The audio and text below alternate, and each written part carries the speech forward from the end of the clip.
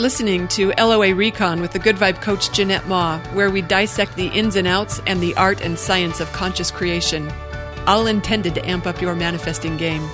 Let's have some fun together.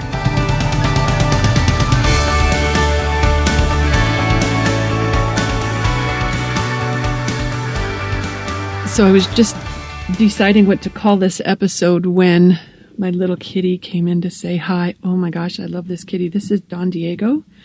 And I think Harvey thought that because Kitty came in, that it was cool for him to come in. So I've got Harvey and my little kitty in here recording with me. If you hear any strange noises, it's them, not me.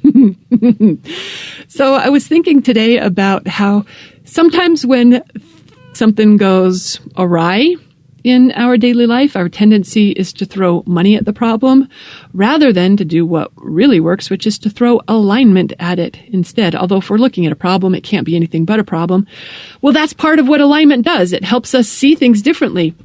And you know, you've done this before. You've probably seen other people do this before. I've done it before. I thought about doing it this weekend when my email went down on the weekend when I'm getting new participants enrolled for the 30-day manifesting challenge. My email just decided to stop. Okay, it didn't just decide. Something went wrong, but I wasn't getting email. And it was the weekend, and I do have a person for this, but it's the weekend. She has office hours. She's not available on call 24/7. She goes to church on Sundays. But this was something that I did not want to wait until Monday. So I was thinking, you know what I need? I need a second person. I need a technical support person that I can call at a moment's notice, someone who's available whenever something might come up that I need. You know what? Maybe that's not the real way to go with it, Jeanette. Maybe the more effective way to go with it, instead of thinking I need another person, it might be I need a better vibration. Maybe I could throw some alignment at it instead of another support person. How about that? Because how many times have we done that where we did throw money at whatever problem we had and it still didn't resolve?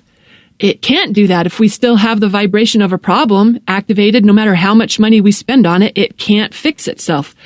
Sometimes when we spend money, then it gives us a reason to believe. It creates a new expectation that there will be a different result. And so sometimes spending the money is what gives us a better vibration, but it's the vibration that counts, not the money. So maybe sometimes instead of a knee-jerk reaction to throw money at a problem, throw some alignment at it instead. Like, a lot of people have told this story when something happens with their car. And whether it's because they don't want to spend the money or they just don't want to take the time or they don't want to be without their car, instead of taking it in to get it serviced, they'll just imagine that it's fine. And then the next time they get in the car, it starts fine, or the strange noise is gone, or the service engine light disappears, right? That happens a lot when we remember to practice the vibration of what we want rather than just go into muggle mode and approach it from physical world, spending money to get it solved. That's happened to a lot of people in business where whether it's hiring a mentor or spending money on Facebook ads or whatever else they might be doing to try to get the results they want, it works way, way, way better if you throw some alignment on it instead. Practice the end result of what you want. What does that feel like? What does that look like? When you can get familiar with that vibration, you might not even need to spend any money in order to get there. But if you do still feel inspiration to engage whatever resource after you've got that vibration, that aligned vibration in place, then you know it'll get the results that you want because it's inspired. It's led by inner guidance saying this way once you're pointed in the direction of what you want.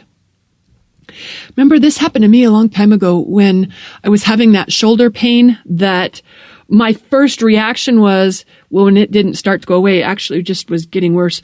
Once it got bad enough, I was like, I need to do something about this. Guess what I did? It wasn't practice the vibration of being healed. Kitty. No, let's not do that. Come here. I usually keep him out of here when I record.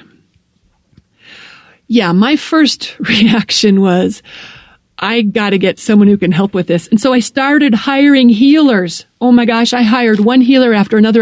When I didn't get results with the first one, I hired another one, and then another one. There were some days I actually had appointments with 2 different healers on the same day.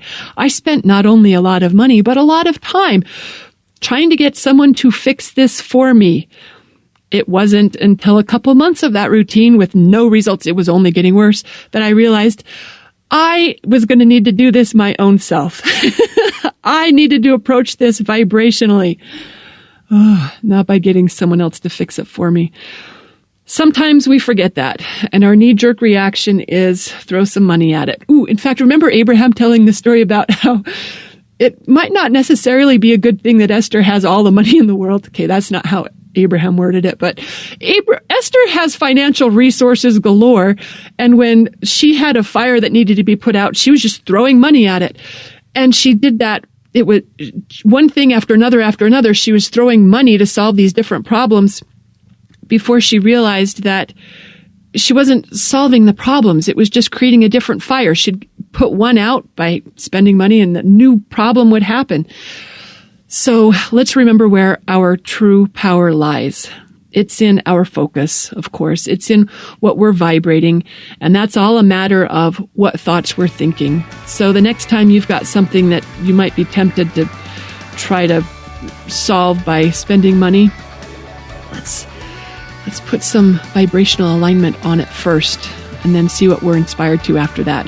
That's my LOA tip of the day. Thanks for listening, everyone. Goodbye.